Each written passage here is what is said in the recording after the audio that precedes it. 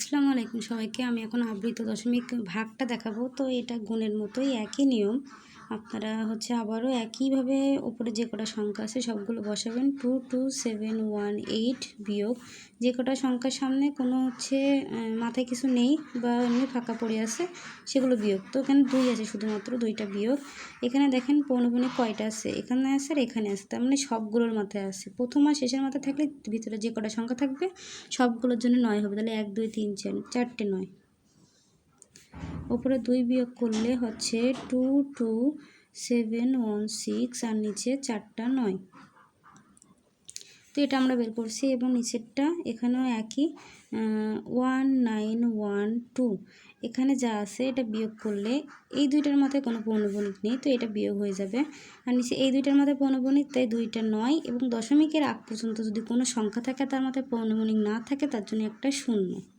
তো এর থেকে 19 বাদ দিলে হচ্ছে 1893 আর নিচে আছে 990। তো আমরা এই দুইটা পেয়ে গেছি, এবার এই দুটো ভাগ করব।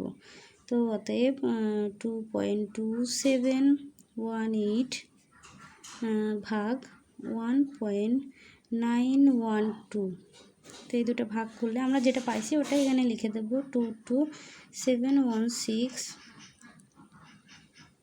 চারটে 9 ভাগ 1893990।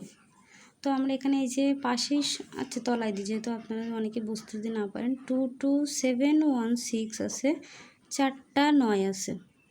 এই ভাগটা যদি আমরা ভাগের জায়গায় গুণ দিই তাহলে এই পাশের সংখ্যাটা উল্টায় যায়, এই 990 উপরে যাবে আর এখানে 893 নিচে যাবে।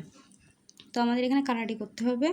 তো আমরা দেখেন, যদি আমরা ক্যালকুলেটর ইউজ করি তো আমরা এখানে এটা যদি কাটি তো এর সাথে 12 দিয়ে গুণ করলে এইটা বেড়ে যাবে। আর এখানে যদি আমরা 990 আছে, তো 990 যদি আমরা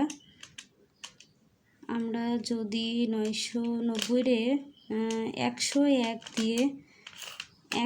দিয়ে ভাগ দিই,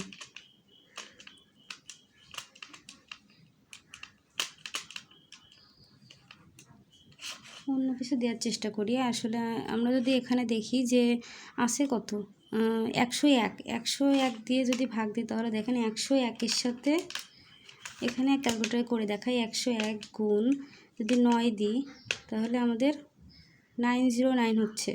আচ্ছা, যদি 101 এর সাথে আমরা গুণ 10 দিই তো এত হচ্ছে। তো আমরা ভাগ করি 990 ভাগ 10।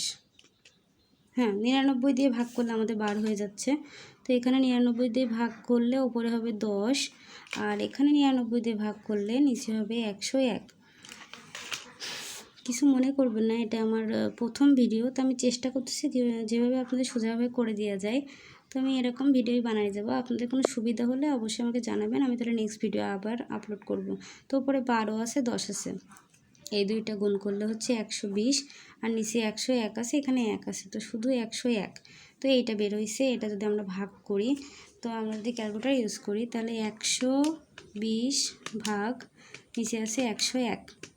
হ্যাঁ, তাহলে আমাদের 12 হয়েছে, আমাদের এখানে 12 হয়েছে হচ্ছে 1.1881। একটা জিনিস খেয়াল করবেন, এখানে 1.1881 এমন হয়েছে, মানে একই জিনিস বারবার হলে এই 1-এর মাথায় পৌনঃপুনিক হবে আর শেষের 1-এর মাথায় পৌনঃপুনিক হবে, কারণ এই দুইটা রিপিট হয়েছে। তো আশা করি আপনারা বুঝতে পারছেন। যদি কোনো সুবিধা হয় আমার অঙ্ক দেখে তাহলে আমাকে জানাবেন, আমি এভাবে সব পরপর ভিডিও দিতে থাকবো 9 10-এর। আর কারো যদি অন্য কোনো ক্লাসের অঙ্ক শেখার ইচ্ছে থাকে সেটাও বলতে পারেন, আমি সেগুলো যদি সময় পাই তো অবশ্যই আপলোড দেবো। আল্লাহ হাফিজ সবাইকে।